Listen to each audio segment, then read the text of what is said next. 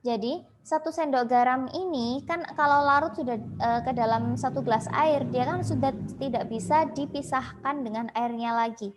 Nah, untuk memisahkan garam kembali dari airnya tadi, kita perlu proses yang namanya destilasi.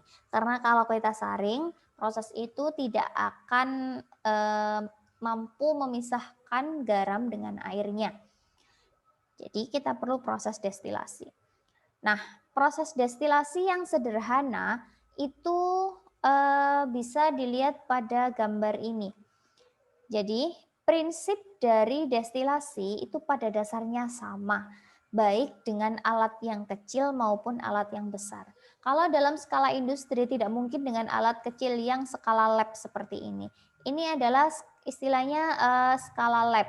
Artinya kalau kita memisahkan bahan yang sedikit dalam jumlah yang sedikit ya. Tapi kalau dalam skala industri sudah menggunakan alat yang jauh lebih besar.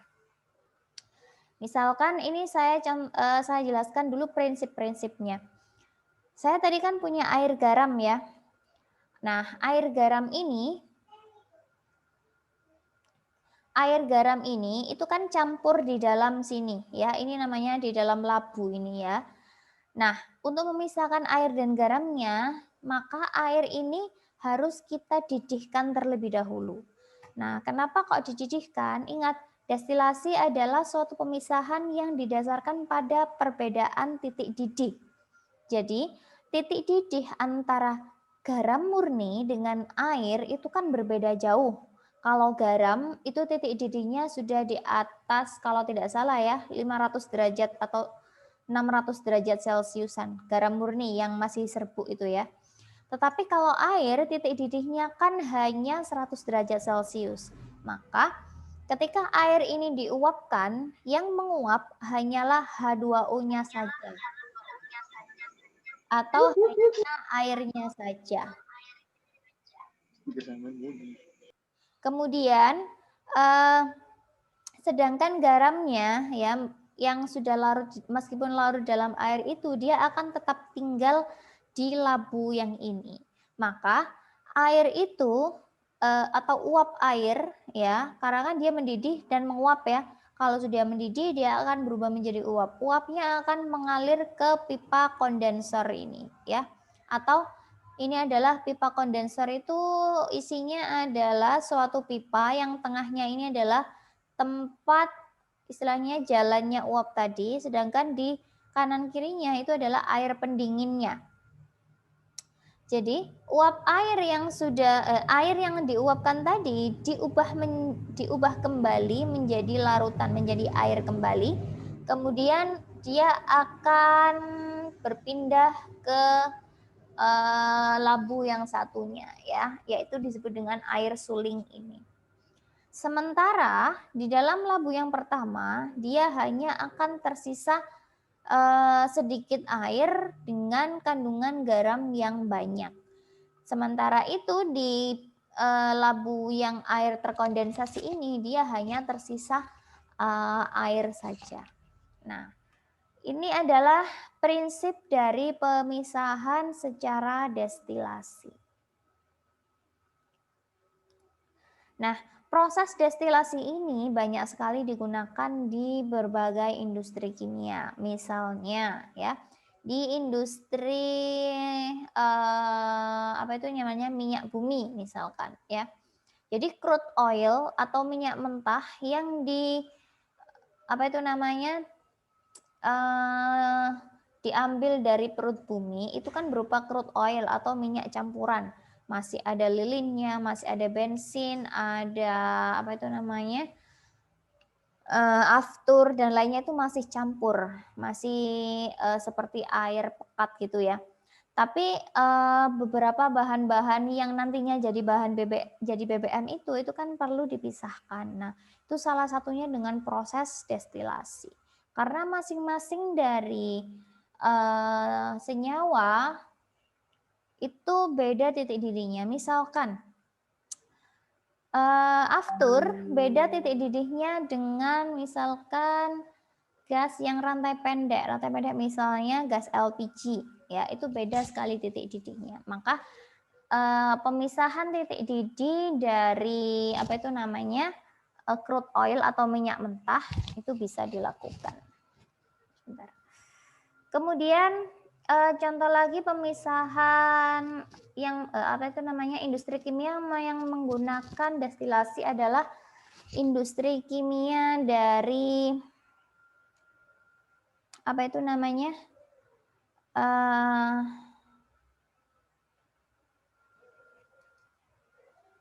yang pertama tadi apa minyak bumi ya, tak tulis deh. Yang kedua adalah industri bahan baku minyak wangi atau biasanya disebut dengan industri atsiri. Nah, jadi kalau kalian pengen cepat kaya ya, misalkan Anda boleh buka industri atsiri karena ini industri yang sangat profitable lah istilahnya ya. Jadi banyak sekali negara-negara yang memerlukan bahan baku minyak wangi dari negara-negara yang menghasilkan apa itu namanya berbagai jenis tumbuhan yang sangat beragam. Misalkan di Indonesia, karena di Indonesia ini kan negara-negara tropis ya, keanekaragaman tumbuhannya itu kan sangat tinggi. Jadi ada beberapa kandungan minyak dari tumbuhan itu yang sangat dibutuhkan untuk bahan baku pembuatan minyak wangi. Misalkan yang gampang aja, misalkan minyak mawar seperti itu atau minyak melati. Nah, itu sangat laku ya kalau diekspor ke negara-negara tertentu terutama ke Eropa untuk pembuatan bahan baku minyak wangi. Jangan dianggap apa ya industri minyak wangi itu hanya bunga-bungaan saja, tidak, tapi berbagai macam akar-akaran yang kadang kita tidak menyangka bahwa itu bisa dibuat dalam industri minyak wangi. Ada banyak sekali, tidak selalu yang berbau wangi itu bahan baku dari minyak wangi. Ada yang baunya itu sebenarnya tidak wangi, tapi dia dibuat sebagai campuran dari bahan baku minyak wangi. Ya, Anda nanti silakan searching apa itu namanya peluang. Bagaimana sih peluang dari industri atsiri ini? Yang selanjutnya adalah mendestilasi air untuk air minum misalkan. Di negara-negara tertentu yang sumber airnya tidak semelimpah di Indonesia, biasanya ada beberapa kilang air, bukan kilang minyak ya, tapi kilang air yang memproses air laut menjadi air minum. Itu juga menggunakan proses destilasi ya. Jadi misalkan kalau nggak salah Arab Saudi kalau nggak ya. Jadi dia menyaring air laut itu, membuang semua mineral-mineral yang tidak diperlukan dalam air minum. Kemudian dia saring air laut itu dengan proses destilasi salah satunya menjadi air minum yang siap minum ya. Jadi kita harus bersyukur kita ada di Indonesia yang kalau butuh air itu tinggal ke sungai atau tinggal ke gunung gitu ya. Nah, oke, saya lanjutkan. Jadi prinsipnya seperti ini. Mana tadi ya? Ini pokoknya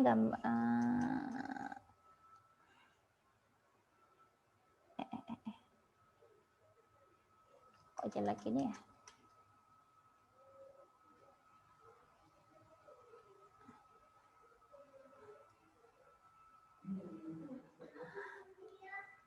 Ini perbedaan titik didihnya ya. Dia ada di sini. Nah, misalkan saya punya contoh lain ya. Misalkan saya punya minyak dan air. Jadi saya punya campuran minyak dan air.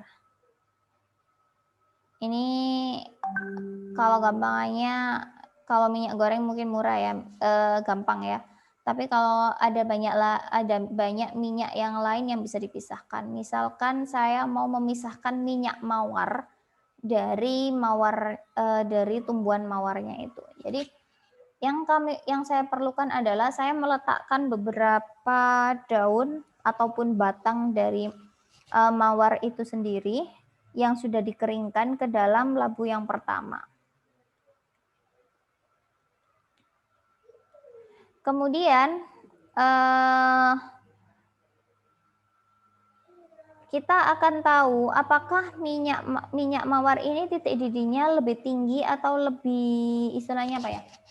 Atau lebih rendah dari air. Maka di beberapa proses destilasi tertentu kita punya zat lain yang ditambahkan ke dalam campuran yang pertama ini. Jadi zat ini diperuntukkan untuk mengikat minyak yang akan kita destilasi ini. Jadi zat ini akan berinteraksi dengan minyak, kemudian dia akan terevaporasi ke dalam kondensor ini.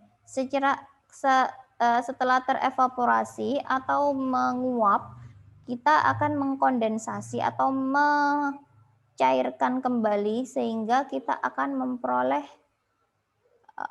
minyak mawar yang ada di sini.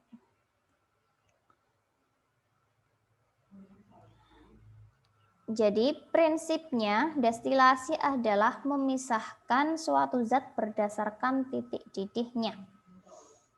Nah, setelah proses destilasi ini ada beberapa proses-proses lain yang biasanya dibutuhkan. Jadi misalkan saya sudah memperoleh minyak mawar yang ada di tabung yang kedua ini. Minyak mawar ini tidak selalu siap digunakan karena kemurniannya masih rendah. Kenapa kemurniannya masih rendah? Karena hanya memisahkan kedua zat itu berdasarkan titik didihnya saja. Kemungkinan besar minyak mawar ini masih mengandung zat-zat lain, misalkan masih mengandung air, masih mengandung atau masih mengikat zat tambahan ini, zat lain yang ditambahkan. Maka kita perlu istilahnya proses yang kedua, yaitu istilahnya ada proses ekstraksi. Nah, ini akan saya jelaskan di materi yang selanjutnya.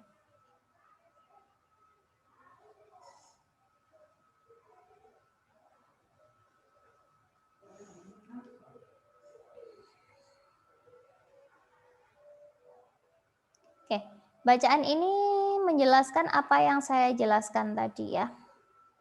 Jadi kalau mau baca dibaca sendiri aja. Tapi intinya yang saya jelaskan tadi. Ini nggak penting sih.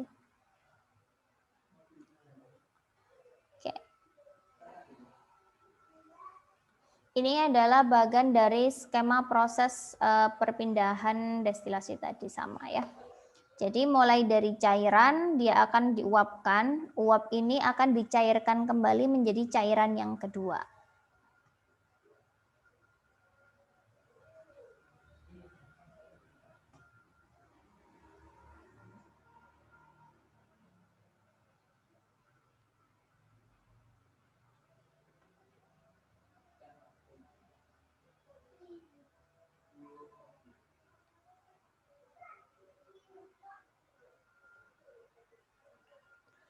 Yang kedua ada istilahnya destilasi fraksinasi ya.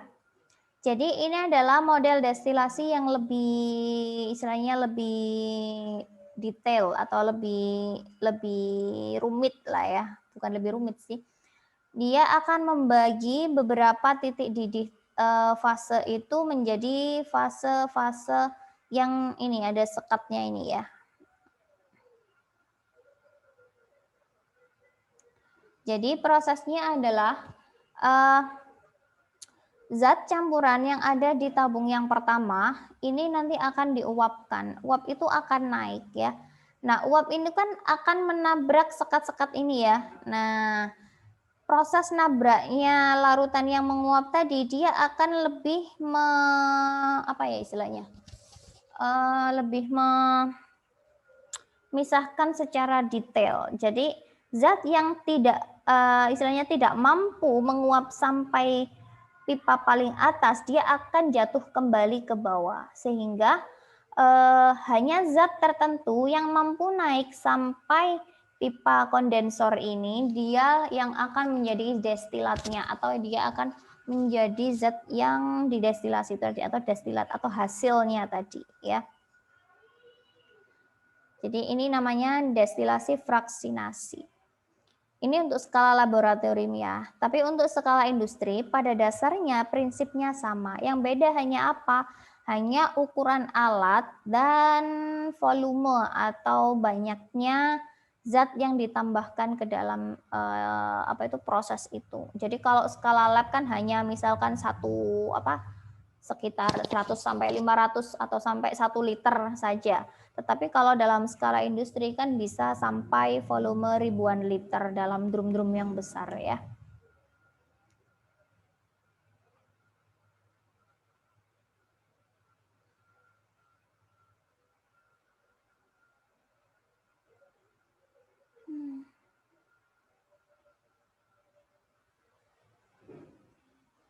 Oke. Jadi ini dasar kesetimbangan uap cair. Keberhasilan suatu operasi destilasi atau penyulingan bergantung pada keadaan setimbang yang terjadi antara fasa uap dan fasa cairan dari suatu campuran. Dalam hal ini akan ditinjau campuran biner yang terdiri dari komponen A yang lebih mudah menguap dan komponen B yang kurang mudah menguap.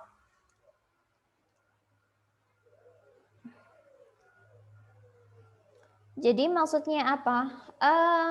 Meskipun kita bisa memisahkan titik suatu zat A dengan zat B berdasarkan titik didihnya, tapi setiap zat antara zat A dan zat B itu punya yang namanya titik kesetimbangan. Maksudnya apa? Meskipun pada titik didih yang kita inginkan, misalkan zat A mendidih di kisaran 60 derajat, tetapi zat B mendidih di kisaran 100 derajat. Maka kita akan destilasi pada suhu 60 derajat. Sehingga komponen zat A saja yang akan menguap. Tapi keduanya itu punya titik kesetimbangan di mana meskipun pada suhu di 60 derajat, komponen zat B ini masih akan tetap ikut menguap di komponen zat A.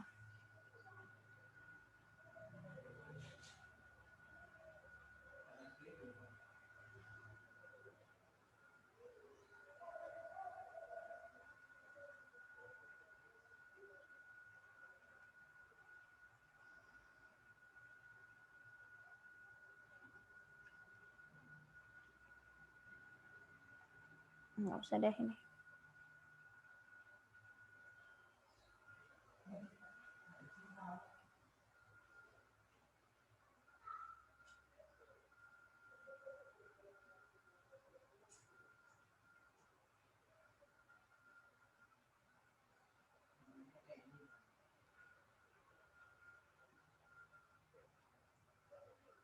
Sebentar tak cari ya. Mana ini? Nah, untuk lebih jelasnya bagaimana proses destilasi itu contohnya yang real, nanti ada pada tugas kalian nanti ya. Terutama yang kebagian tugas yang minyak bumi ya. Oke, sebelum nanti di terakhir saya akan mengkonfirmasi tentang tugas, saya lanjutkan dulu tentang adsorpsi. Jadi, adsorpsi atau penjerapan ya. Saya kadang bingung dengan bahasa Indonesianya ya. Tapi ini paling familiar dengan kata adsorpsi saja. Adsorpsi itu adalah sebuah proses pemisahan bahan dari campuran gas atau cair. Bahan yang akan dipisahkan itu ditarik oleh permukaan zat padat yang menyerap atau adsorben. Jadi, gampangnya gini, Anda kalau punya spons yang buat cuci piring itu loh, kalau dia dalam keadaan kering, kemudian Anda tempelkan ke permukaan air kan akan terserap ke dalam spons itu. Nah, itu adalah proses adsorpsi, yaitu menyerap atau menarik suatu bahan ya dari suatu bahan cair ke dalam permukaan zat padat ya ke dalam zat padat, intinya seperti itu. Itu adalah prinsip dari adsorpsi. Atau kalau Anda punya baju yang kering, kemudian kena hujan, rintik-rintik gitu ya, kan air hujan itu kan akan menyerap ke dalam baju Anda. Itu namanya proses adsorpsi, ya. Jadi zat ataupun suatu benda ataupun zat yang tugasnya menyerap itu disebut dengan adsorben, ya.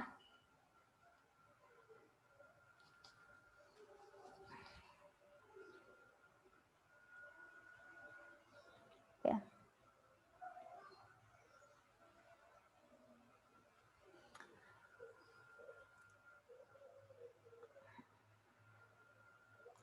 Jadi sebuah adsorben itu sebagian besar adalah berupa bahan yang berpori. Terutama pada dinding adsorben berlangsung terutama pada dinding-dinding pori, ya. Nah, proses adsorpsi ini biasanya digunakan di proses apa sih dalam industri? Kebanyakan biasanya dilakukan pada proses pasca produksinya, pada proses penanganan limbah. Itu kebanyakan adalah proses adsorpsi, ya, baik itu misalkan limbahnya pabrik cat, misalkan limbahnya pabrik tekstil, limbahnya apalagi ya, nah banyaklah pokoknya. Itu kebanyakan diolah dengan proses adsorpsi. Nih, limbah pencucian kain batik, misal limbah elektroplating nikel logam berat dan diabsorpsi dengan zeolit yang diaktifkan dan seterusnya, ya.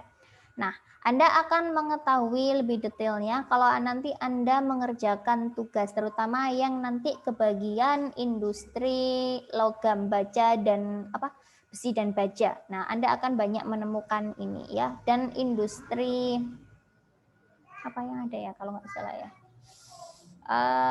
industri sabun dan deterjen. Nah, nanti di proses pengolahan limbahnya Anda akan menemukan proses adsorpsi.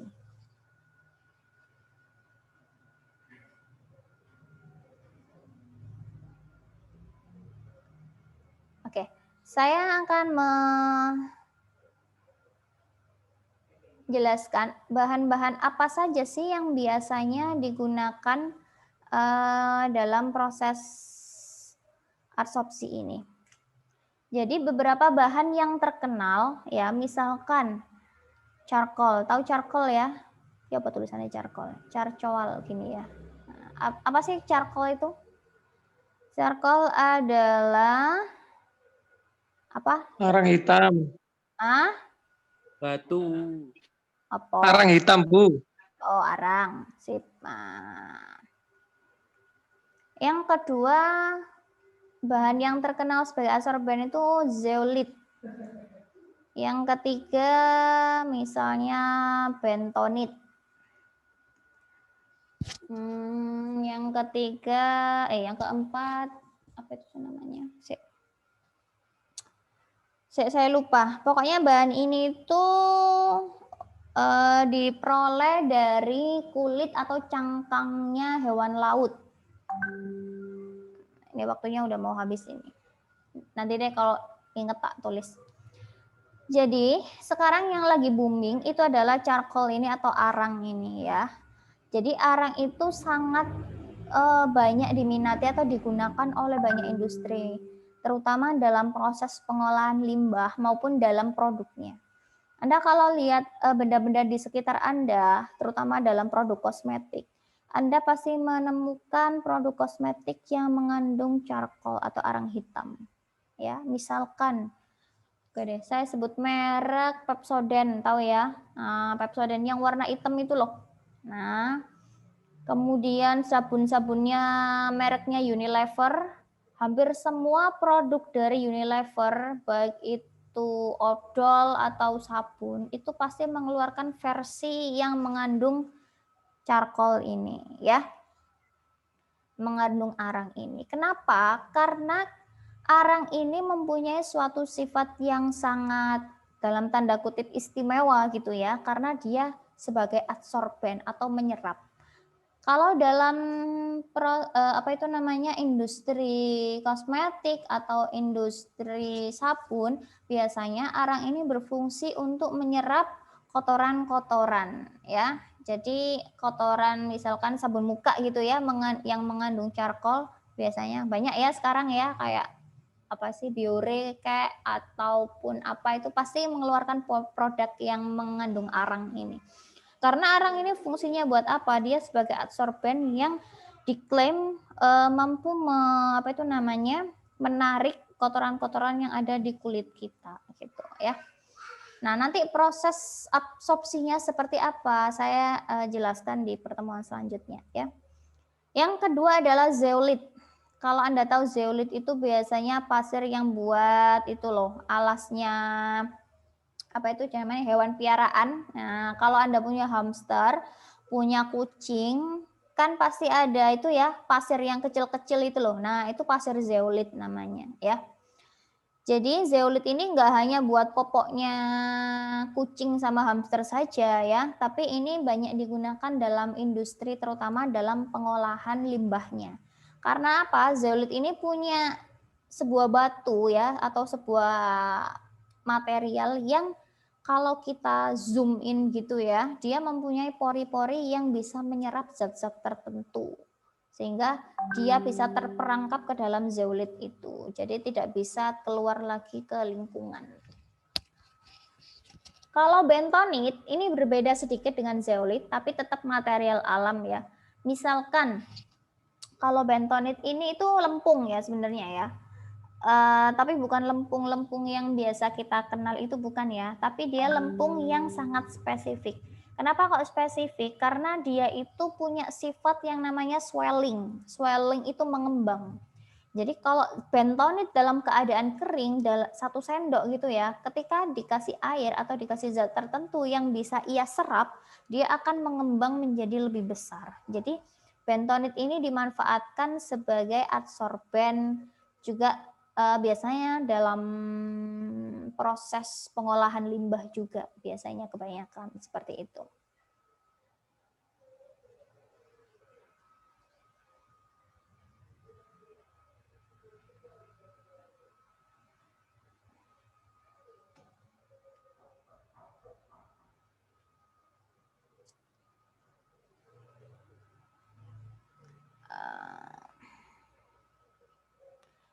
Oke, ini nggak usah saya jelaskan deh. Nanti kalian akan menemukannya sendiri ketika sedang mengerjakan tugas ya. Oke, sebelum Zoom-nya mati 5 menit lagi, saya akan konfirmasi tugasnya dulu. Jadi kemarin Anda kan sudah menyimak tugas saya ya, ngapain aja. Jadi misalkan tugas yang kedapatan atau yang kebagian industri besi dan baja misalkan gitu ya. Jadi Anda harus istilahnya zoom in ataupun memfokuskan pembahasannya pada proses kimianya. Ya, jadi proses kimia dalam industri besi dan baja itu apa saja titik beratnya. Misalkan pada proses pencampuran bahannya seperti itu. Yang kedua pada proses pengolahan limbahnya. Bagaimana limbah industri besi dan baja itu diolah sehingga dia tidak mencemari lingkungan seperti itu. Anda harus buat yang bagus dan yang menarik ya dalam bentuk video. Oke, ada yang ditanyakan sebelum 5 menit mati, silahkan. Absennya di pertemuan keberapa, Bu? Apa? Absennya. Absennya berapa ya? Kok saya lupa? Ada yang ingat nggak sekarang pertemuan keberapa? 4 apa 5, Bu? Bu Khair, untuk absennya pertemuan keberapa, Bu?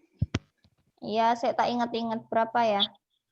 Saya tak lihatin di Edmodo. Bu, itu ada yang tanya, Bu, absennya pertemuan keberapa, Bu? Bentar ya. Saya tak cari. Baru dicetrek dong. Ya. Sebentar.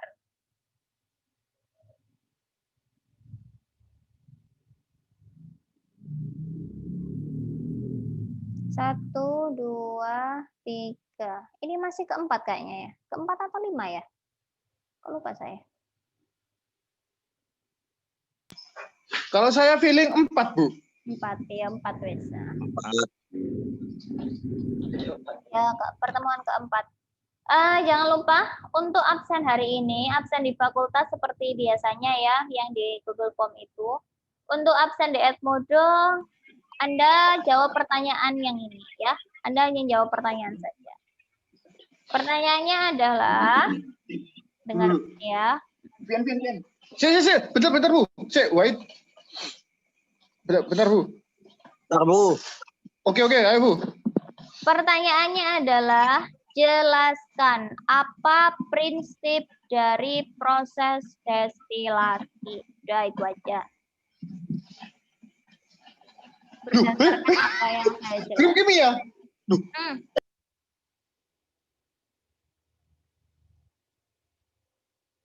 Udah itu aja ya. Jadi Anda jelaskan apa prinsip dari proses destilasi ya. Wes itu aja. Jelas, Bu. Bu Khair tanya, Bu, bentar, Bu. Ya. Untuk tugas yang video dikumpulkan kapan, Bu? Sebenarnya belum tak umumkan ya kapan terakhirnya ya. Iya. Kalian UTS kapan? UTS kapan? Sebelum UAS, Bu. Kelamaan. Nanti ada tugas lagi sebelum UAS.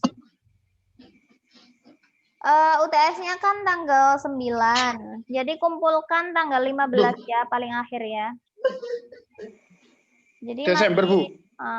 November lah ya.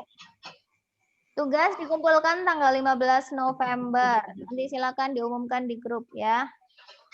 Terus yang tugas ini bisa. Terus yang tugas ini, Bu, langsung ke Edmodo gitu, Bu ya? Iya, kayak biasanya. Yang absen. Kan cuma Nggak harus benar kan, Bu? mosok pertanyaan sih tok ndil tok ngono wae tapi gak bener. Oh iya, siap. Ya udah itu aja deh. Kuliah hari ini gini, karena sebelum UTS itu kita harus merampungkan 7 pertemuan. Nanti pertemuan ke 5, 6 nanti saya rekamkan aja ya, ditunggu aja nanti pengumumannya di grup ya. Oke, kalau tidak ada yang ditanyakan, kuliah hari ini saya akhiri terlebih dahulu. Nanti saya upload rekamannya di YouTube. Yang terlambat, silahkan langsung aja menyimak kuliah saya di di rekamannya di YouTube. Dan Anda tetap absen di Edmodo meskipun terlambat ya. Kalau sudah, saya akhiri dulu. Terima kasih sudah hadir di kuliah saya hari ini. Semoga sehat selalu semuanya. Amin. Saya akhiri. Wassalamualaikum warahmatullahi wabarakatuh. Waalaikumsalam. Waalaikumsalam warahmatullahi wabarakatuh.